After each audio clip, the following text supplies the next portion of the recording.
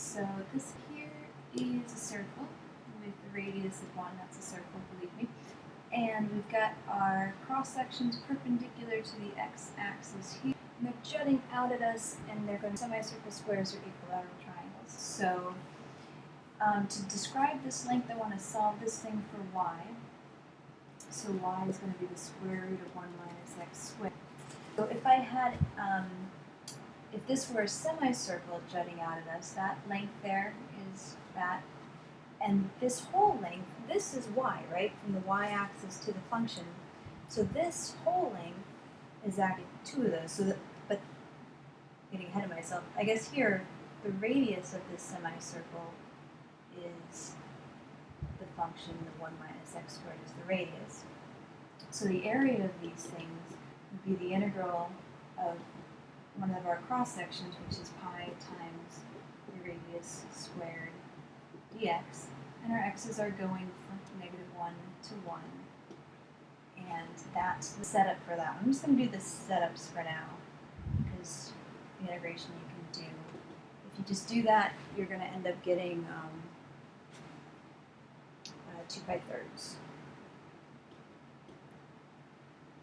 If the areas were squares that were jutting out, so this part here is the side of a square and the square is jutting out at you, then the length of the square is actually 2 of those y's.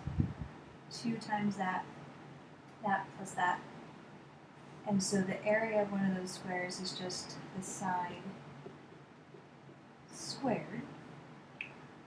And again, my x's are going from -1 to 1. And I'm not going to solve it all the way out. If you did start it, you would square them both, and you have 4 times 1 minus x squared dx. So you just have 4 times antiderivative of 1 is x, antiderivative of x squared is x cubed over 3. And you'd be evaluating that from -1 to 1. And if you did that, you would get 16 over 3. So that's that.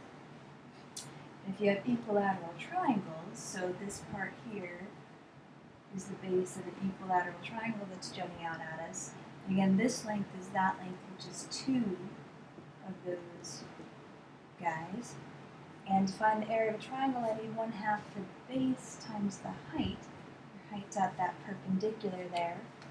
And so since it's an equilateral triangle, all the angles are the same. So all the angles are 30 or 60. And if I split this one, I get a 30. So it's a 30, 60, 90 triangle, and I can use that to help me find the height.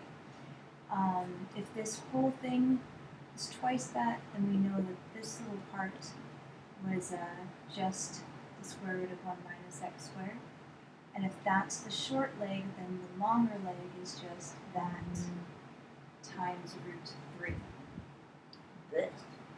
So the area of one of these triangles is just 1/2 the base, which is 2 times root 1 minus x squared, times the height, which is root 1 minus x squared times root 3 dx. And again, our x's are going from -1 to 1. That's your nasty setup. If we were to start to solve that guy, the 2.5 would cancel.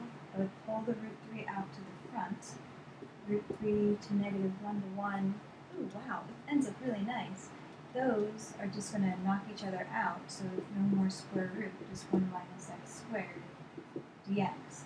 So when you do this, this is just root 3 x minus x cubed over 3, -1 to 1.